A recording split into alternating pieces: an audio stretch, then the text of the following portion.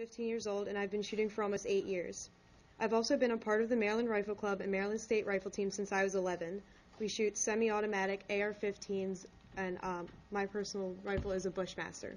Because of this, I have become eligible for various shooting scholarships around the country to a wide array of even the most prestigious colleges that have shooting teams. Achieving stricter gun control laws would obliterate any opportunity I could have had to attend a decent college on a shooting scholarship. Ever since I first learned how to shoot, the issue with gun violence around the nation became clear. Guns are not the problem, people are. Purging our society of violence and murder cannot be done through gun control legislation. By signing this legislation, you are not signing away gun violence, but instead liberating American citizens of our constitutional rights. You are not eliminating guns from society, but eliminating our ability to protect our lives, liberty, and pursuits of happiness. Chicago, Illinois has had some of the strictest gun control laws in America enacted for the past few years, and it is currently more than twice as likely for you to be killed in Chicago as in the Afghani War. For the past 11 years and 4 months in the Afghani War, 2,166 people have been killed. Now in only 8 years in Chicago, 4,265 people have been killed, and 3,371 of them were from being shot. Is that really something we want to model our state laws after?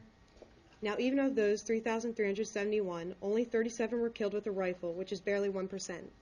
98% were killed with a handgun, so creating gun control legislation that targets assault rifles has statistically proven to only weed out less than 1% of the problem if you're lucky.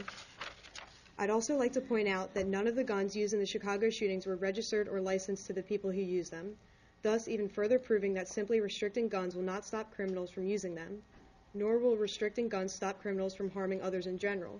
On December 14th of 2012, the same day as the Sandy Hook shooting in central China, a man stabbed 22 children and 1 adult.